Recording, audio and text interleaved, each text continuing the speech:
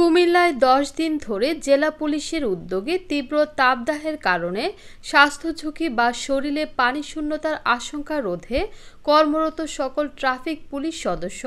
বিভিন্ন পথচারী, খেটে খাওয়া বিভিন্ন পেশাজীবী শ্রমিকের মাঝে বিনামূল্যে একটি বিশুদ্ধ পানির বোতল, ১ প্যাকেট ওটস স্যালাইন ও ১ গ্লাস ঠান্ডা শরবত বিতরণ করা হয়েছে।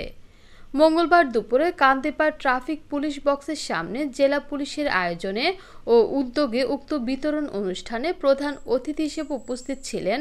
অতিরিক্ত পুলিশ সুপার মোহাম্মদ নাজমুল হাসান।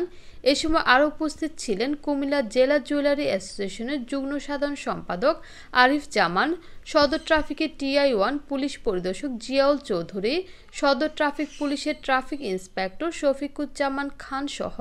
অন্যান্য ট্রাফিক সার্জন এবং ট্রাফিক পুলিশ ও পুলিশের অন্যান্য সদস্যবৃন্দ। গত ১০ দিনের ন্যায় শহরের বিভিন্ন স্থানে তীব্র তাপদাহ থেকে কর্মরত ট্রাফিক পুলিশ সদস্য ও খেটে খাওয়া পেশাজীবী মানুষদের স্বস্তি দিতে প্রধান অতিথি একটি বিশুদ্ধ পানির বোতল, ১ প্যাকেট ওটস স্যালাইন ও ১ গ্লাস ঠান্ডা শরবত বিতরণ করেন। আমরা অলরেডি গত 10 দিন ধরে দিচ্ছি, আজকে 10তম দিন আমাদের কার্যক্রম অব্যাহত থাকবে। আমাদের মাননীয় পুলিশ সুপার মহোদয়ের নির্দেশনায় আমরা যারা তাপদাহে যাদের জীবনে একদম ক্লান্তিহীন হয়ে পড়ছেন তাদেরকে খানিকটা শীতলতা আনন্দের লক্ষ্যে আমাদের কুমিল্লা জেলা ট্রাফিক বিভাগ পরিবারের পক্ষ থেকে আমরা ওটস স্যালাইন দিচ্ছি, শরবত দিচ্ছি আর পানির বোতল সরবরাহ করছি।